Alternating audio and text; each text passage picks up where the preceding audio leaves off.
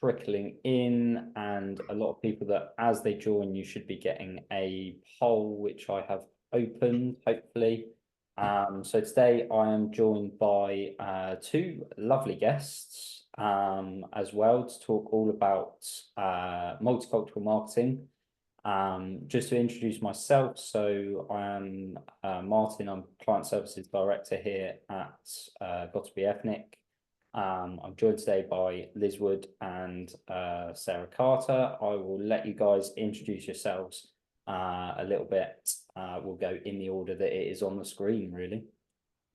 Cool. So I'm Liz Wood. I head up the marketing team at Severn Trent. So look after all our marketing, from getting people to save water to improving brand and trust. But where Got2b have helped us most is around the wonderful world of blockages and encouraging people not to put wrong things down the toilet. And it's actually quite fun and more interesting than it perhaps sounds.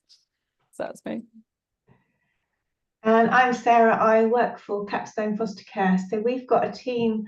Again, it's quite an unusual way to market, I think. So we don't have a product, we have a service, but our job is to find foster carers in England who want to come and foster with us. Well, thank you both for your time, obviously, and I think further down in this series as well, this webinar, we'll obviously get some kind of worked examples from you guys, and I know the team have got questions from attendees already as well to put towards the panel equally. I'm just going to go one more step because a lot of people that have joined may not know who we are in terms of presenting and bringing this to them. I know I had a little look at the attendees list. I do have to say that I did have a peek, and I know there are people that have been to Got2b events before. But we are an award-winning marketing agency, and for the last 16 years, we've been connecting brands with the 14.6 million people in the UK that come from an ethnic minority background. And we do this for a number of different ways, which we are going to kind of share today.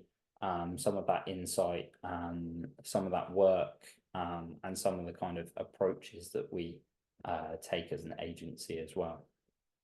So just to go over what it is that we will be covering. So we'll be going over top tips for understanding and connecting with diverse audiences. We will look at some strategies for tailoring marketing campaigns to resonate with diverse cultural backgrounds. We'll then be handing over to the ladies that I've got on the call to showcase some of those case studies of successful multicultural marketing initiatives. And we've also got a couple to share from a couple of other clients of ours who we've worked closely with on those pieces as well. And then, as I mentioned, we really wanted this session to be a kind of two-way conversation. I don't want to, as much as lots of people think I like the sound of my own voice, we don't want this to be me speaking at the camera the whole time. So we have got questions from attendees, like I mentioned, and we're going to go through those as we go. And hopefully that will help everybody watching live and the recording as well when it gets sent out afterwards. So obviously this first section, I'm just going to go over a couple of our top tips based on our experience over 16 years. But where I really wanted to start is with the why of what we do ultimately.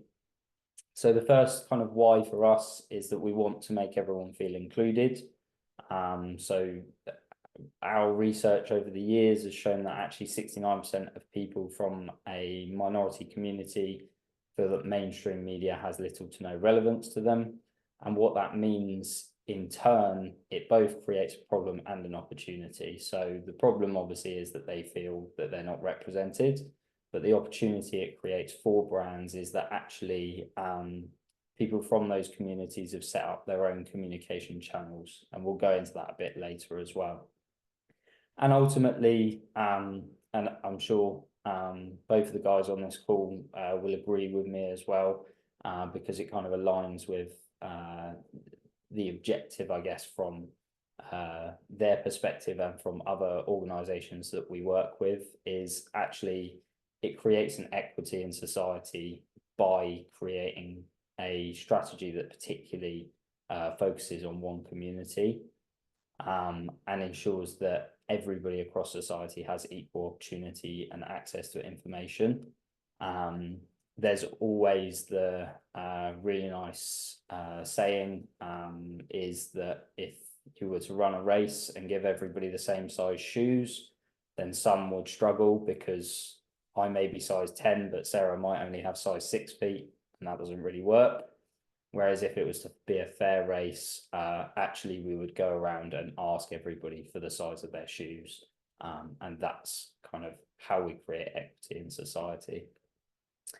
But also, I guess over the 16 years, we've kind of touched base on a lot of this. So we know that it works across the 3 kind of think, feel and do that every marketeer is very familiar with. We know that we can effectively impact those 3 areas, as you can see on screen. So I'm going to stop kind of waffling about the why, and hopefully that helped with the why, and give kind of some of our top tips. And I guess I'll open equally for either of my guests to add on any of these as I go as well. But I think for us, our number 1 top tip is always to talk with your audience and not at them. As marketeers, we often kind of talk about talking to our audience, but often that becomes talking at our audience. Whereas in marketing, it should be a listening exercise and feeding back on that as well. And I think that's especially important when you look at reaching minority communities as well. I think our second top tip as well is really important. So a lot of what we do in this space and what marketeers do generally as well is built off a lot of data. And often we become one-dimensional in just looking at data and taking that as gospel truth, but actually where we can apply a human element to that.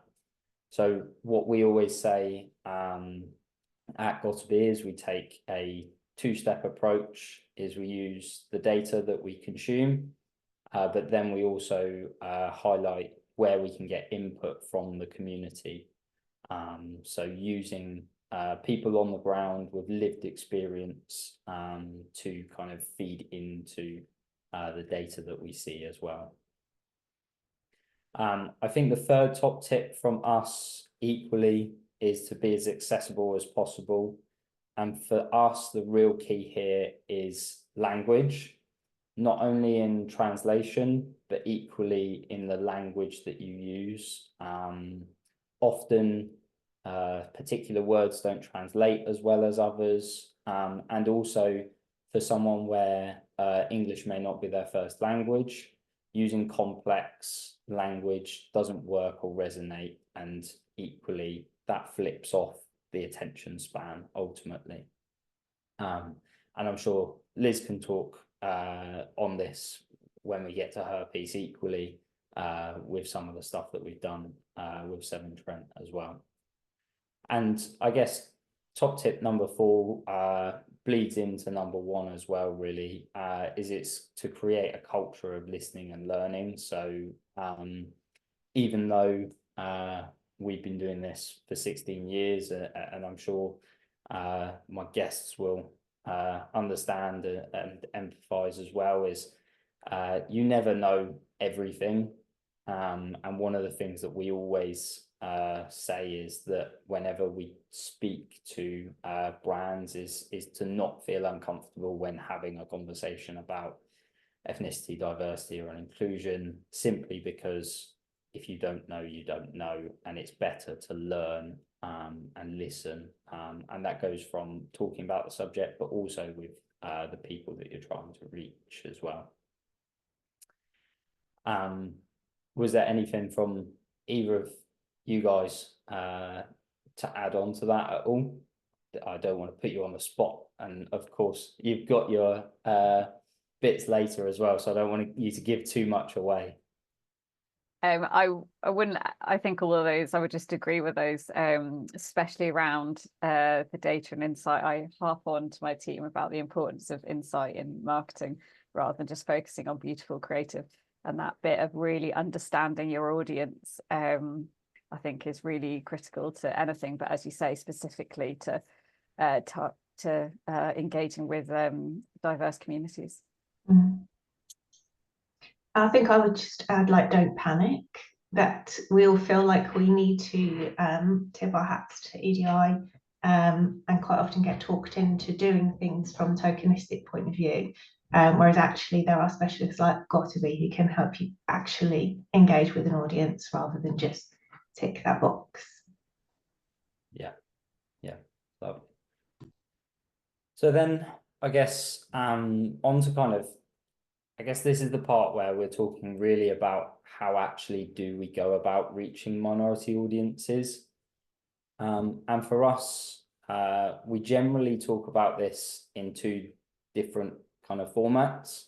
So you've got your targeted media. So as I mentioned previously, a lot of people from ethnic minority backgrounds feel that mainstream media doesn't represent them effectively.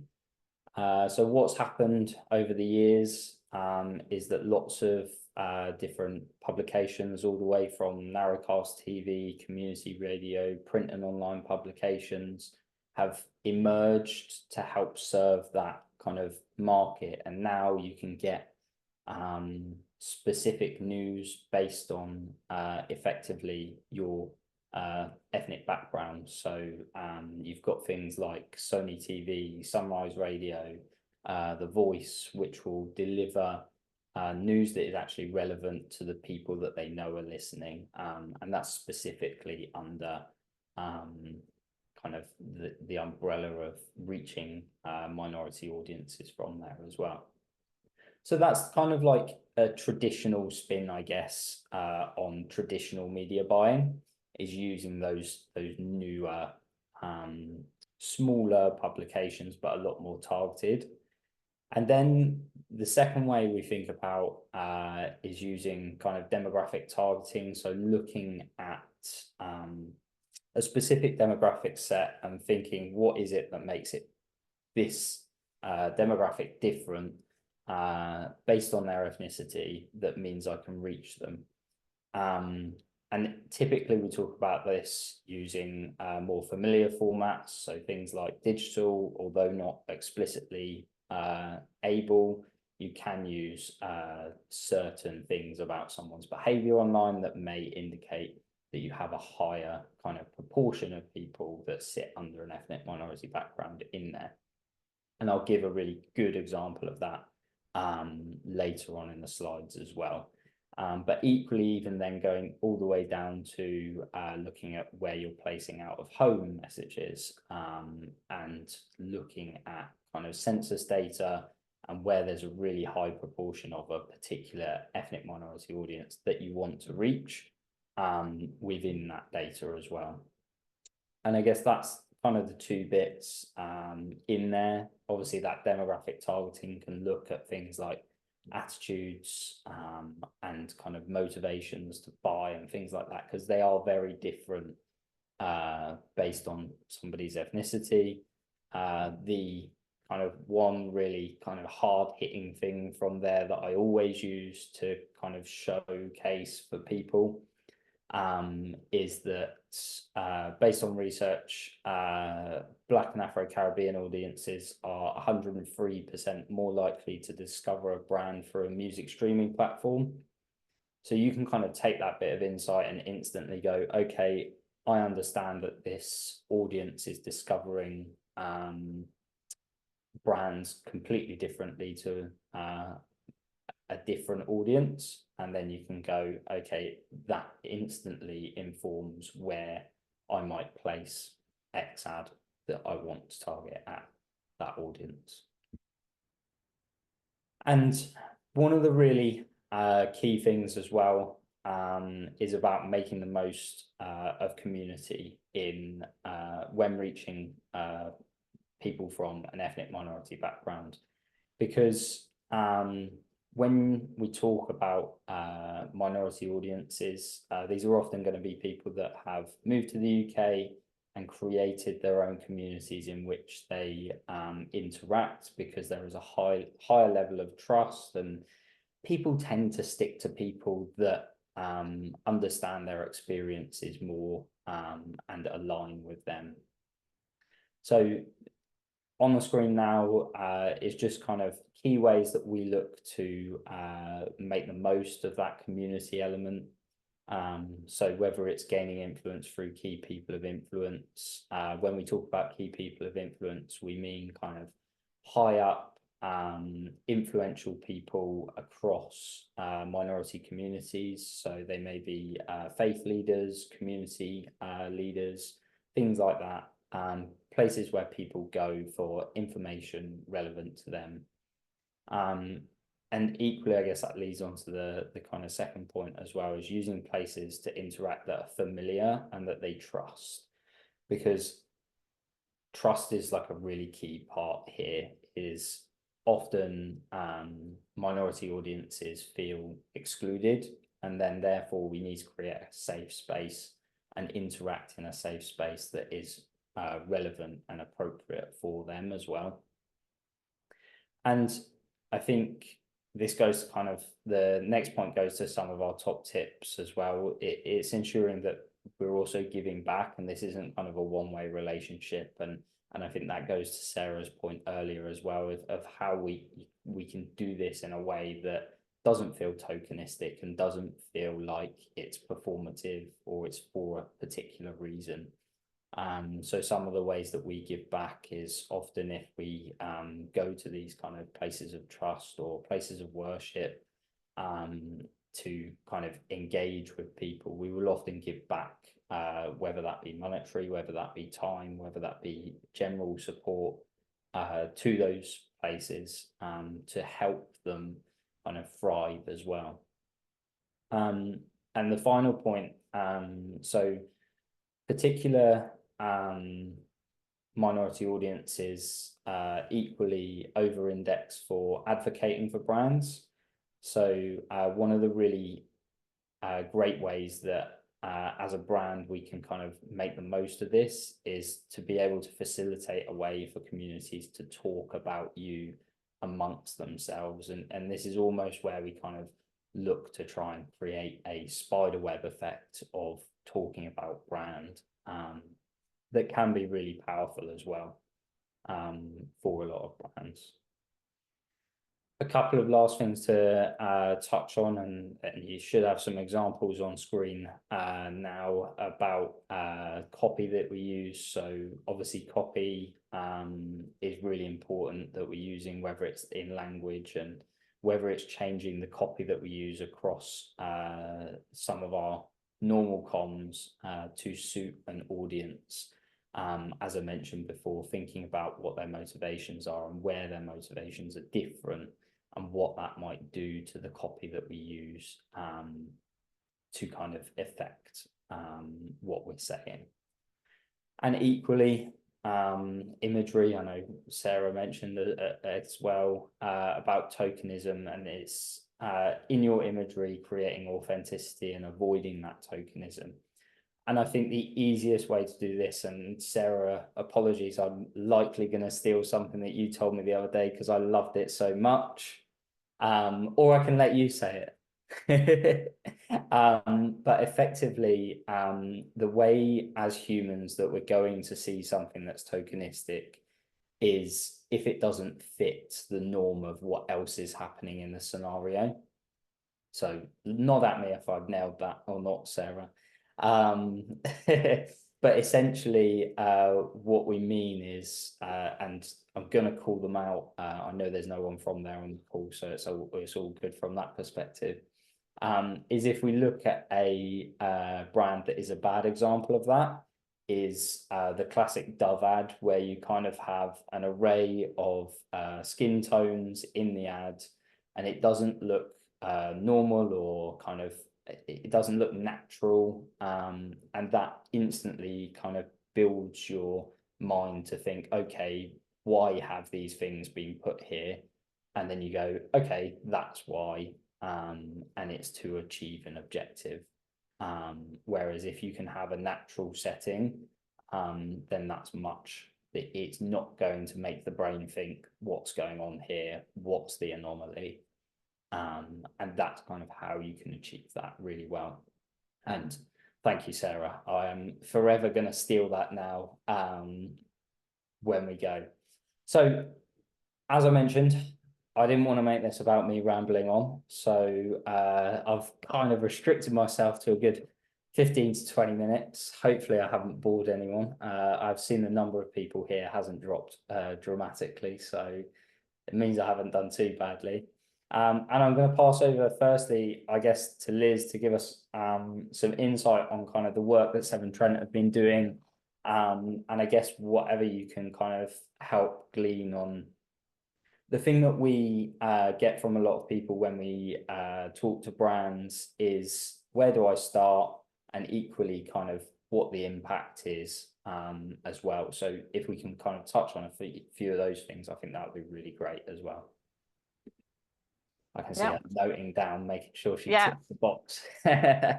I'll forget, I'll start rambling. So do stop me if I start rambling. But yeah, so we've been working with Got2b now for about 3 or 4 years. And where did we start? So I think back to that point I made earlier about data and insight, and obviously the human element came later, but we looked at our operational data to identify where we have a problem with our blockages, basically. So when people put the wrong things down, the loo or the sink, we get lovely blockages in the pipes, which can be horrible for people. I mean, it literally means poo comes back up the toilet. I'm sure you're all thinking I was going to talk about poo this morning. So we've got quite good data that identified where these problems were occurring. And one of the areas was Leicestershire, and we also part of North Birmingham, so Wolverhampton was one of our other areas. And from there we just started by looking at the data, and I think it's outside of London, Birmingham is obviously the second most diverse city, and Leicester's not far behind. So Leicester has about 41% of people who are not born in the UK. And obviously that comes with those challenges and trying to engage with those communities. So, and I think a large part of marketing is understanding where your strengths are and perhaps where you need to lean into other partners, which is where we then got in touch with Got2b, who actually have that experience in those communities, could help us then do that research with those communities. So who are we trying to reach? What are the best ways to reach them? And are trusted in that space to give us that experience and advice.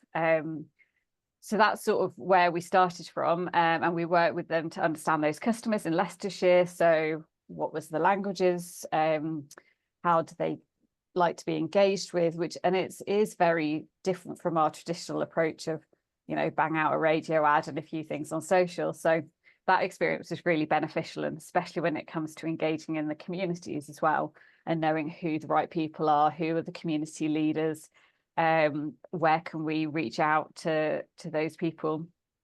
And so then we did, a range of, as the slide says, so print and radio and community events as well. And I think one of the best things we did, and it sounds really old school, but it was a 12-page leaflet, which is in 8 different languages. And it just means that our teams can go out and have those conversations with people whose English isn't the first language, but helps sort of engage with them and land some of those messages. And the other point I wanted to go back to before, which was Martin's point about translation.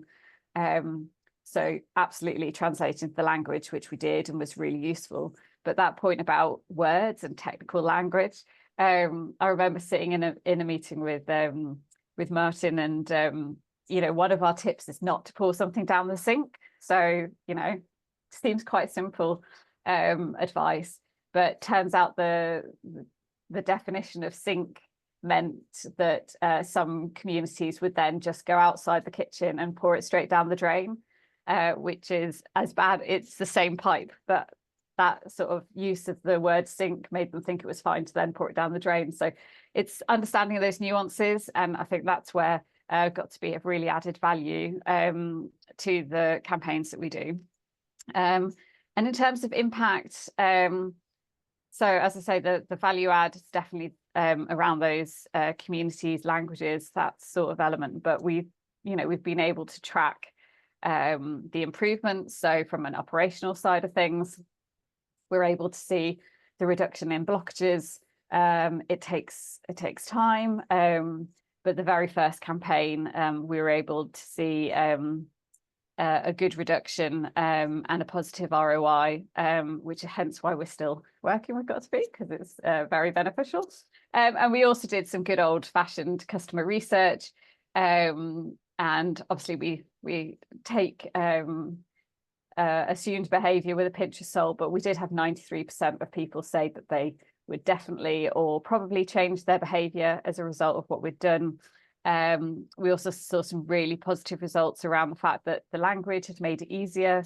A large percentage said they would then share those communications with people in their house or family who also perhaps where English wasn't their first language. So we had that sort of knock-on effect into a wider community.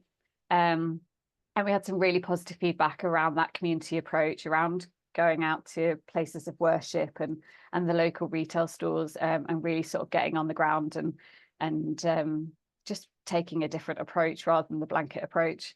So yeah, it's been successful. As well as wastewater, we've also looked at some work with, we have something called a priority services register, which is where we help our vulnerable customers.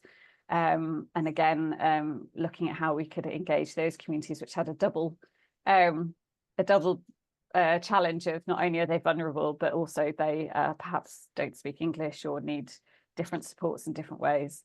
So yeah, so positive impact, and as I say, research and using that community approach has been really beneficial for us. Yeah, cheers for that, Liz. I think pee poo and paper is still what I always call the sexiest campaign that we've ever done. Absolutely. So at least at minimum, everybody can take away from this webinar that the only 3 things that they should be flushing down the toilet is pee poo and paper. There you go. Yeah, I should have said that myself. Thanks for doing my job for me. Yeah. It's just how much we know, you see. Yeah. Cool. So I'm gonna go to my second guest then, and I'm gonna pass over to Sarah, who obviously we worked with, I think it was a while ago now, on a campaign for Action for Children, but I won't steal your thunder on that one. I'll let you share. Okay, bear with me 1 second. My notes just disappeared. Okay, got them. So yeah, it was quite a while ago that we worked with you guys on this first initial project, and it was quite bespoke. So as well as wanting to show representation in all of our marketing, because when you're looking for foster carers, you do want everyone to feel included. So that was already a challenge, but we really wanted to. We had a lot of referrals for children who were from a Bengali Muslim upbringing being referred into our system, so they needed fostering families. And evidence shows that if children are placed with families that understand their ethnicity and ideally hold the same religious backgrounds, that they'll thrive. So we've got these children that are coming in, usually unaccompanied asylum-seeking children, and they need fostering families. And so we really needed families that matched their needs. But you may not know this, local authorities, all the children used to come in via Kent, because obviously that's where the asylum-seeking children landed, and they were kept in Kent local authority. But a few years ago, the government made the decision to distribute those children throughout different local authorities, and so some took more than others, and Bristol was one of those local authorities that stepped up and said, yeah, we will definitely help. But the problem was our foster care base was massively white British.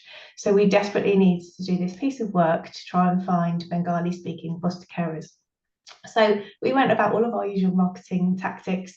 We did PPC, we did Facebook ads, but they just weren't engaging. And we realized we had friends that kind of counseled us that actually people were ruling themselves out because they thought that perhaps, you know, they didn't have the right paperwork that they thought we would want. Perhaps if they were of a different, if they were quite strict Muslim upbringing, were they able to wear hijabs around foster children? There were some other kind of massive myths around religion and fostering that we hadn't even addressed.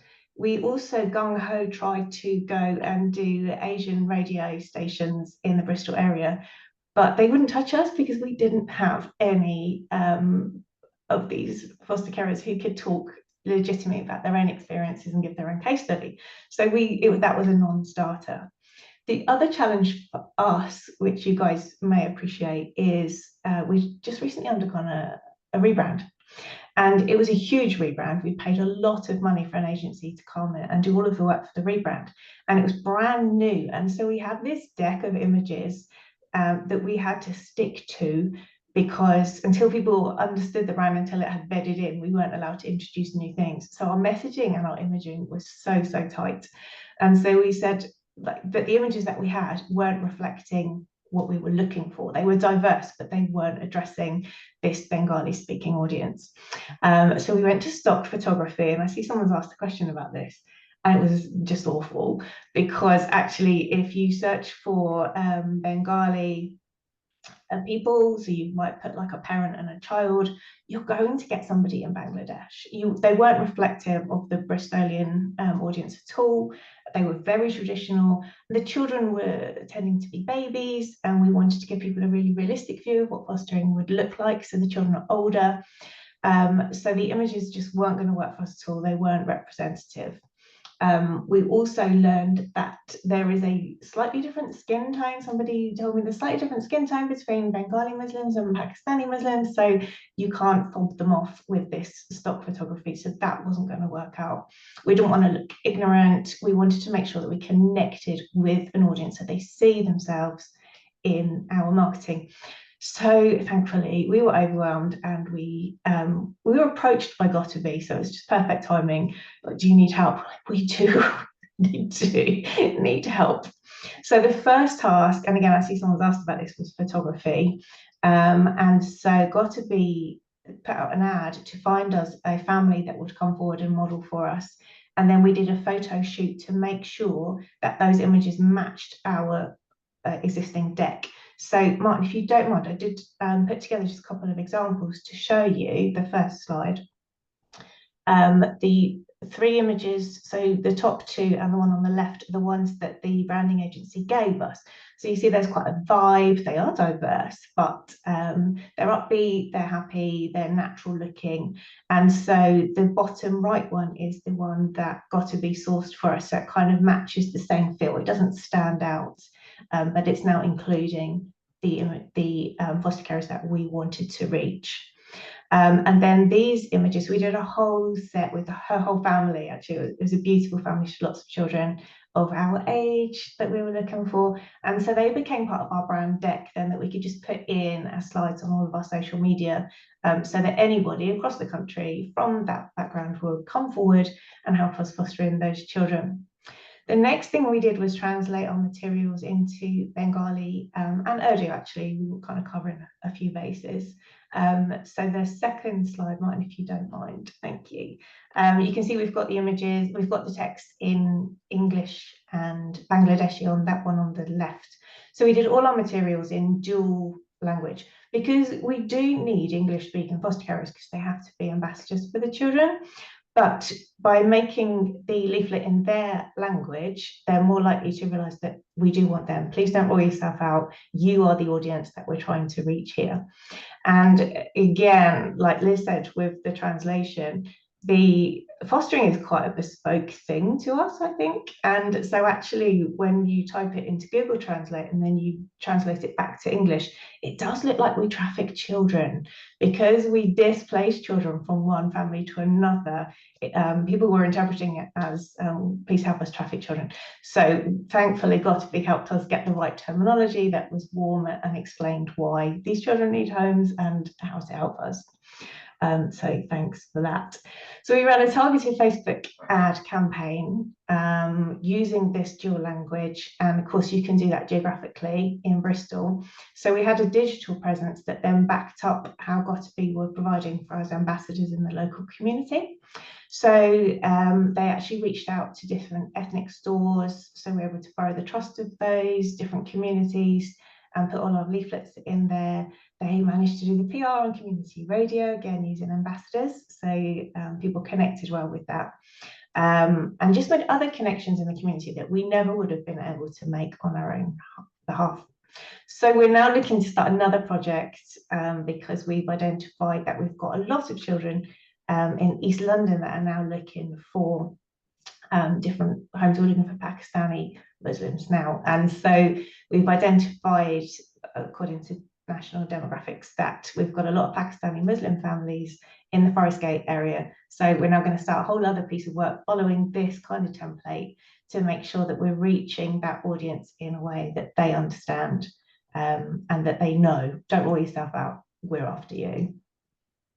Yeah, thank you, Sarah. That was really good. And I think one of the really important things that you mentioned there, and I guess just to help highlight the point, is there's a massive difference between translation and transcreation. If you get someone to translate it, they'll take the English words and they'll turn them into selected language that you want.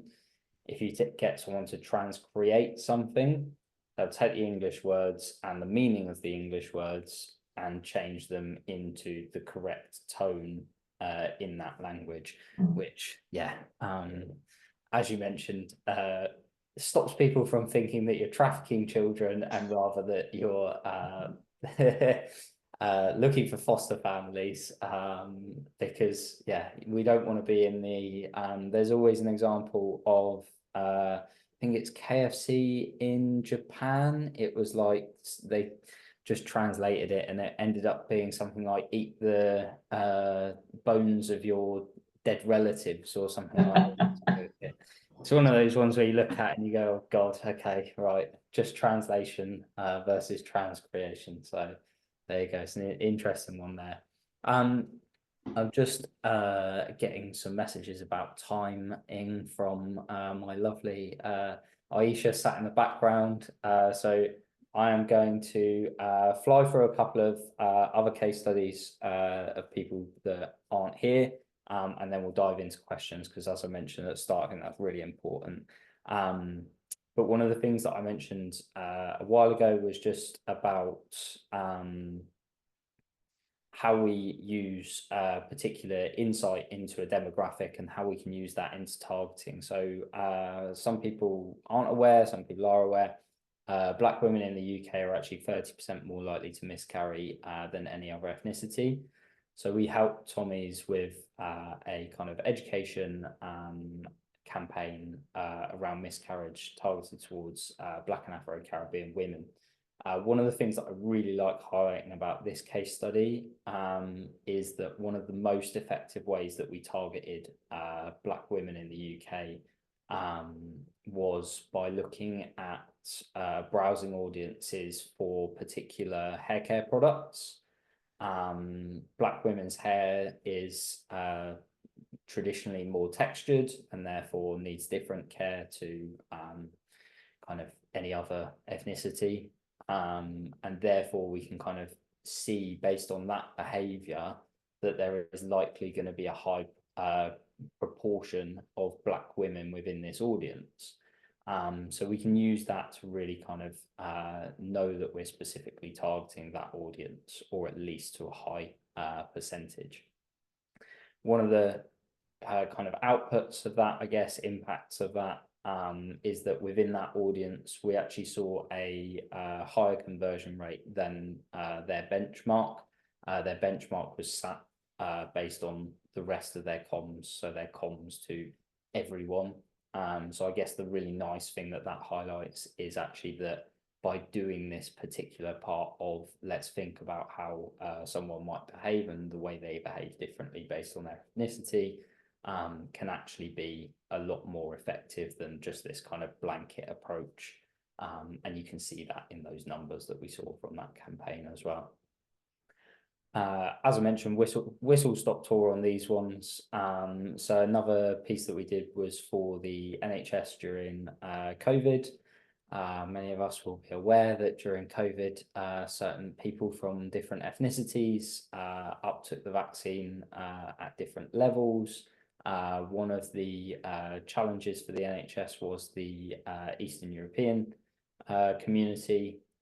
Mostly this community was getting a lot of misinformation from home countries, because essentially a lot of Eastern European countries in the UK, a lot of Eastern European communities in the UK still consume a lot of their media from the home country in that sense. Basically we set up feedback groups where we understood more deeply why they weren't uptaking the vaccine. All of our comms were targeted towards those kind of key points that they mentioned for us, and then we got those kind of messages out in the places that we know that they would consume it. One of the really kind of important things here to highlight as well is actually basing on the imagery and the copy pieces that I mentioned before. So within this campaign, we used a lot of imagery around family, and from a copy perspective, we spoke about connecting with families again. So what we knew that a lot of people within this community were missing during that period was being connected with their family, because often they were in the UK and the rest of their family was in whatever Eastern European country it may have been. And ultimately they couldn't travel unless they got the vaccine. So it was almost a route to overcome that. And we saw that as really effective. So again, I always cringe a little bit at government definitions of ethnicity, but Eastern European communities fall under the white other government definition. We took them pre-campaign from being the worst percentage vaccination to the second most post-campaign. So really effective there in actual uptake percentages within that audience. So as I mentioned, we've collected some questions through before, and I can see there are a couple up at the top of the screen as well. So we're just going to dive into a couple of those. There's some on the slides, and then we'll go to the Q&A box as well. But I guess the first one, and guys, I'll let you kind of jump in when you want. If neither of you are looking keen, then I'm sure I can kind of take over as well. So how can marketeers ensure that their multicultural marketing efforts don't come across performative? If either of you want to take it, if Sarah, you want to take the limelight again on my stolen verse from you. I think this kind of answers a couple of the questions, and it's something that we feel quite strongly as a marketing team, is that marketing's job is to engage with your audiences. Our sole job is not to promote EDI. And I think quite often organisations get confused, and so we'll get asked questions like, what are we doing for Stephen Lawrence Day?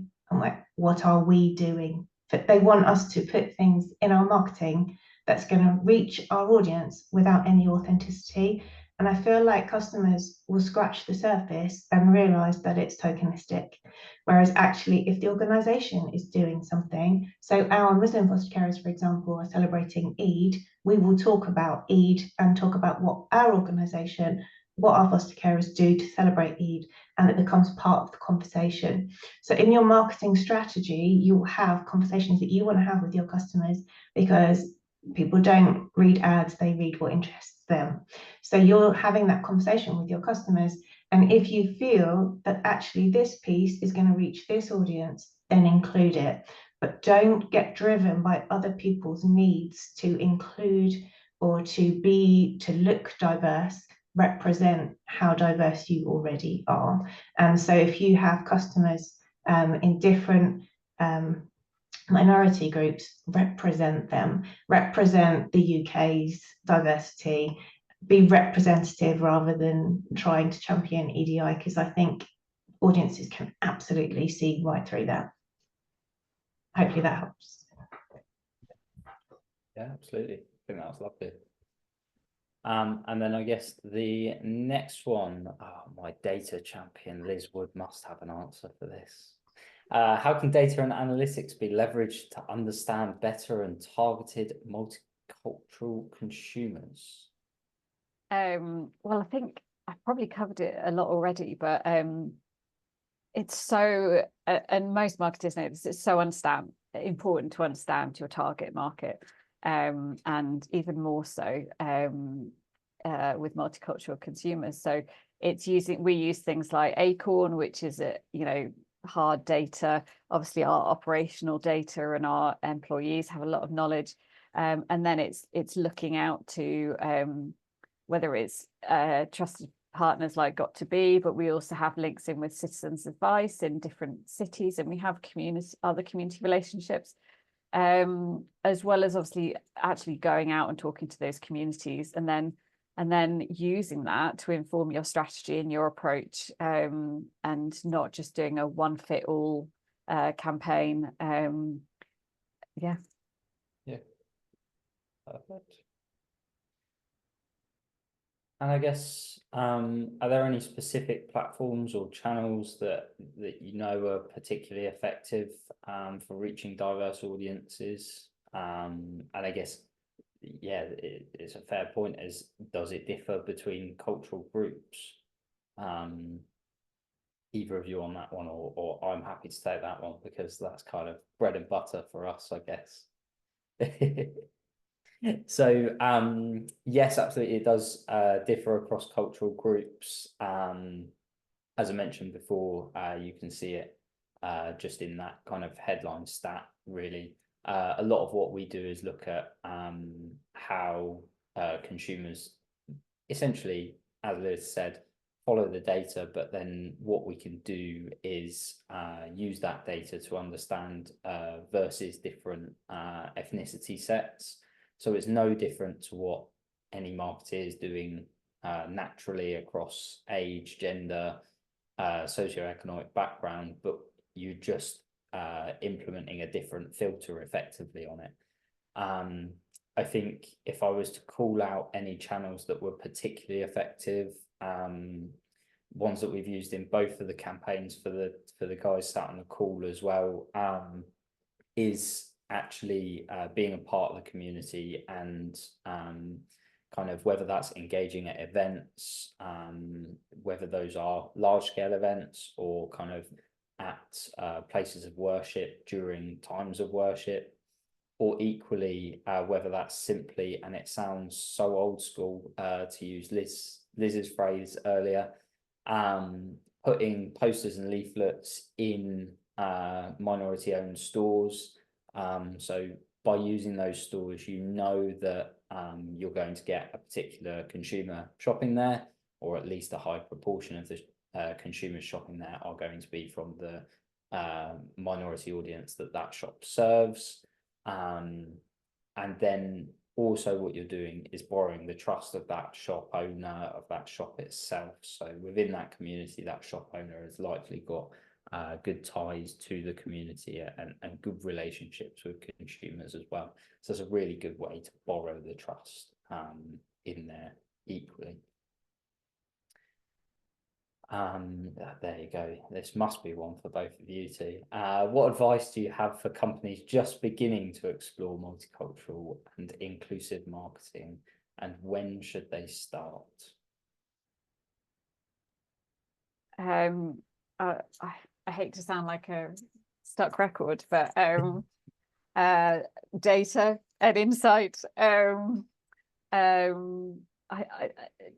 Just understanding your own customer base. I think being really clear on who you want to target and why, and then really getting to understand them. And that's, as Martin said earlier, it's not just the data. I mean, I am a data guru, but I think actually talking to those communities and finding out about, you know, how they use your product or service. I mean, something we discovered recently, we're starting to look at saving water, and there were certain communities that were using huge amount of water over, you know, at different times of day, and you know, your instant reaction is, oh well, we'll just tell them to save water, but actually there were religious reasons why they were using more water, and I think it's so important to go and talk to those communities and use partners or employees or trusted customers that you can really gain that valuable insight from.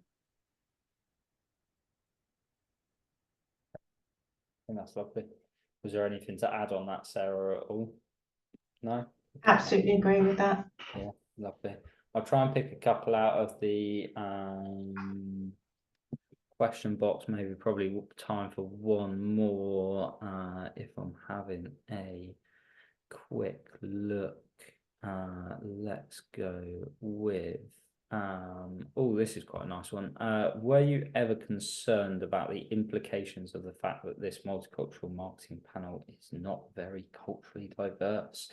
So I'll take that one because I think it's a really important question, and I think it's actually quite interesting that you get asked it because it's actually a point that we get or that I've been told when pitching before is and I get challenged that like ultimately like there's no hiding from the fact that I am a white male, but that doesn't mean that I can't talk about this subject. And definitely from our team's perspective, the rest of our team has some of that lived experience. But even myself as somebody not with that lived experience, the only thing that it takes is to empathize with people with that lived experience.